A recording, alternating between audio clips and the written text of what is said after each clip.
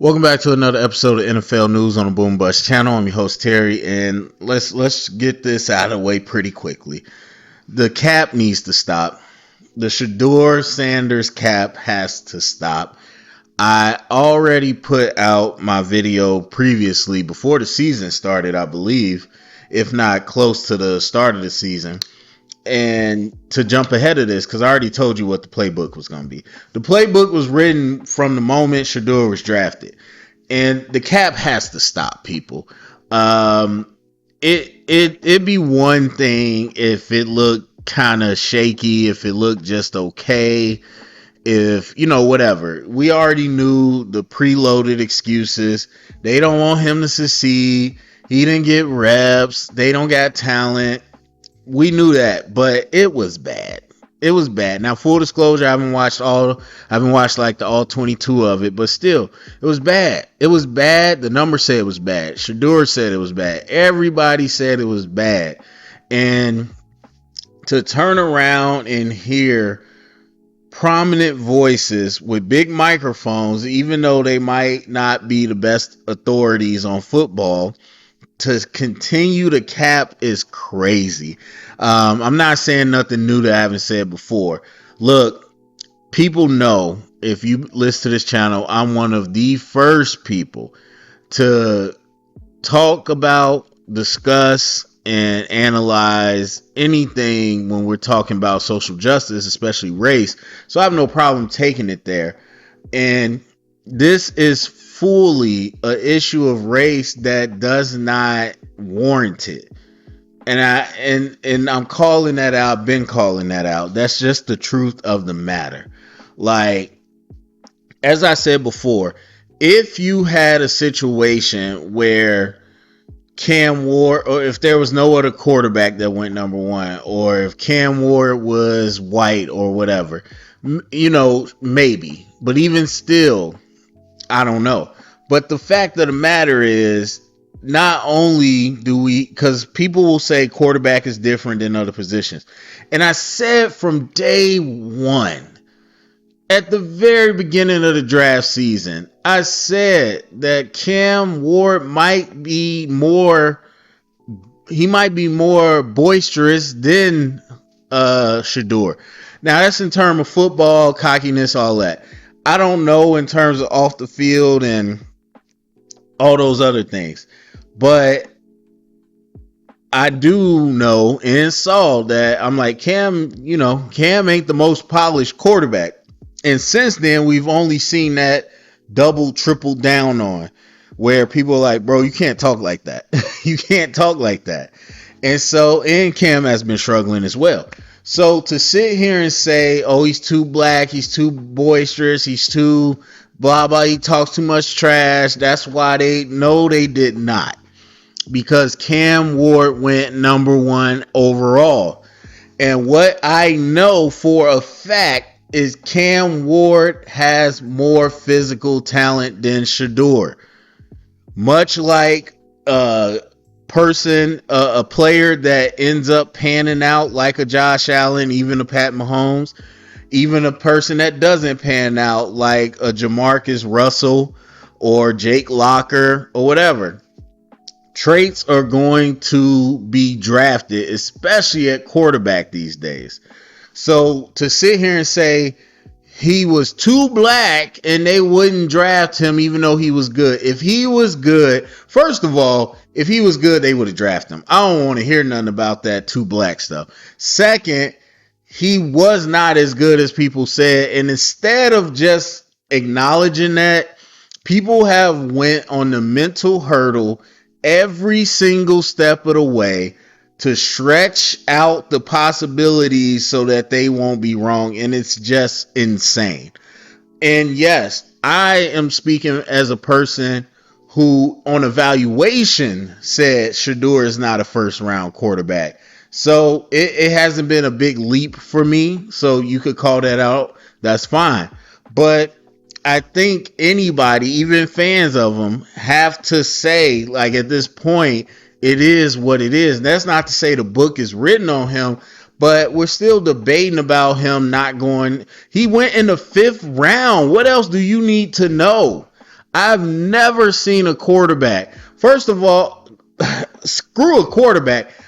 We have players on murder charges, players on sexual assault and rape charges.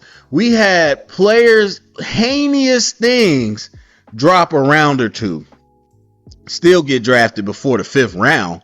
If you're a quarterback with no crime, no violence, you really think all the league is just so racist that they don't want to draft Shedeur? So they are so racist that, a young black confident man has to go to the 5th, but we'll take somebody with a violent record because they represent us better than that. Stop it. So that was already ridiculous. And then we jump to where we are now with this whole conversation about reps. And the conversation has happened in the off season as we go here, which just honestly, as much as people think they're defending Shedeur, is just exposing how many casual fans we have. You clearly don't know anything about how practice goes. And even up until today. So, do I think it is normal that Shedeur has had no first team reps at all? No, I don't, because Flacco got traded weeks ago.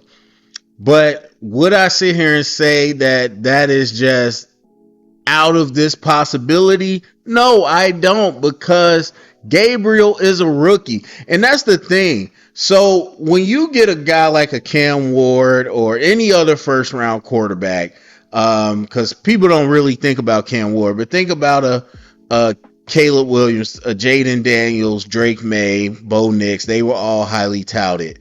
Think about players like that. You really got to remember, because people are real good at forgetting. Nobody was crying when those teams was like, hey, we got to remove competition. Hey, we got to get Justin Fields out of here so Caleb could feel comfortable. Hey, we got to give this player all the reps so that he could feel comfortable. Granted, Dylan Gabriel is not a first round pick, but he's their top quarterback pick getting ready to start. So the idea that the backup has minimal to no reps is not crazy at all. Now, you're just in a unique situation, and this is why it doesn't happen a lot, where you have two quarterbacks, 9-7 round, that you drafted. Doesn't happen a lot. So the arguments are always, hey, Shedeur's a rookie, he deserves some development, but in any other situation, the top drafted rookie quarterback gets all the attention and development. So no, it's not out of question. Now, on top of that, you got Cam Newton. You got other people talking about, hey, there's 6 to 12 reps for the week, or 6 to 12 reps for the day. Like, at a very, almost non-important high school that I'm working at this year, where you fortunate to even have a backup, to be honest. We did one series at practice, and I'm talking about maybe twice a week. So that's not even 12 reps for the backup. And in the NFL, you got a lot of restrictions on practice. Most of it is in the film. He's not excluded from film. He's not excluded from game planning. He's not excluded from meetings. So when you're talking about on the field and everybody's going to be like, well, you got to get repetition. Yes, but the discussion has always been, every year since I've watched football, the backup quarterback has to be ready. And at the end of like I said, do I think it's off? Yes. But do I realistically think that 20 reps in the 7-on-7 inside run team offense, do I think 20 reps between all of those over the course of a week was going to make Shedeur look any different? No, I do not. And to be honest, y'all know good and well you do not think that. So we got to stop with the cap. We got to stop with the cap. The way they went about it, again, might not be the average. It might not be the usual, but it's not out of this world. And even if it is unusual, do we really think that was going to be the difference of him having the performance he did and what? Like 2 more completions? Like, what do you like? You can sit here and be mad and say blanket statements. They sabotaged him, blah blah blah blah blah. But break it down in concrete terms. You think he was gonna have 2 more completions, 50 more yards? You think he was not gonna throw an intercept? Like, come on now. The speed of the game. He is a backup. He's a backup. Honestly, I don't care if he took every single. Now, Cleveland is a good defense, but I don't care if he took every single rep. You have not played games in the NFL against starters. That is the point. And just like everybody wanted to go crazy about what he did against the Panthers backups, then you start to see a little more speed. Okay, that doesn't look good. What do you think a mid-season form Cleveland Browns, or not Cleveland Browns, Baltimore Ravens defense is going to look like? Like, what are we talking about? So like I said, these excuses were pre-packaged from day one. And then to hear people sit here and like the reps thing and all that, that's minutia that these people clearly don't know. But they know it's a good nebulous topic to use because people can't really refute them. The casual fan can't push back against them. So they want to cling to that. Oh, they didn't want to draft him. Oh, they didn't give him the first. Oh my God. Like I have never heard about practice reps any time else before this year. And they're still talking about it in week 11. So once again, this is just pure cap. And the last thing I'll say, the thing that pissed me off, because I said this was going to be one of the excuses. Oh, the Browns, it's the Browns. What do you expect? They need help. They need help. Okay, first of all, Judkins is playing pretty well. Like, I don't understand how 1 week when Shedeur's not in, oh, this boy Judkins, he looking good. Oh, he's doing this. But when Shedeur's in, oh, they don't have no players. I don't understand how Judy makes the top 100. I don't care what the production is because of the quarterback. He's got skill. And we know Judy can play. But when Shedeur's in, oh, they don't got no talent. I don't understand how in Njoku, we understand how good he is. But when Shedeur's in, they don't got no talent. Fannin, oh, he's looking good. He's a nice rookie. He's doing pretty well. But when Shedeur in, they don't got no talent. Now, the offensive line ain't what it used to be, but you still got some of them nice pieces there.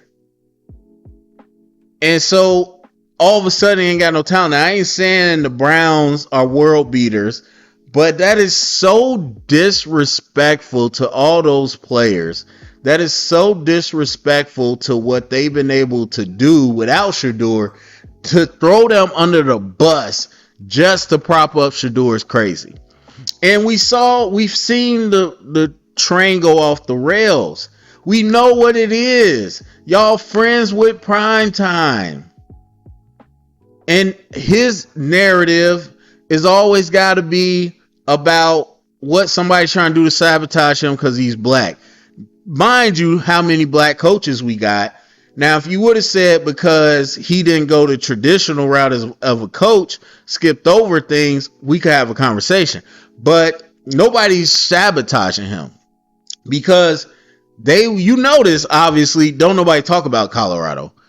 At first, it was like, oh my God, bro, y'all talk so much crap. Look what Colorado doing.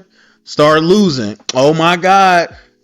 Prime don't got the type of talent these other teams got. You think he could compete with the SEC? And then you start having losses that had nothing to do with talent. When the team was in the game and this horrible clock management that you can't defend.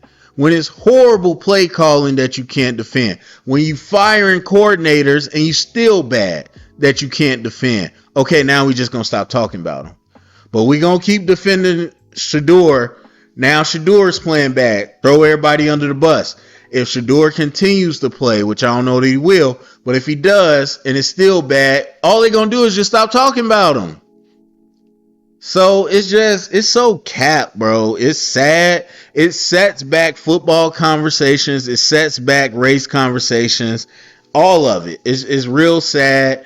It's been capped from the beginning. And even though I called what people would say when this happened, I still just want to take some time to point it out. So go down comment section, whether you're a Shedeur supporter or not. Let me know what you think. Share it around, get the convo started. Thumbs up, subscribe, and thank you for listening.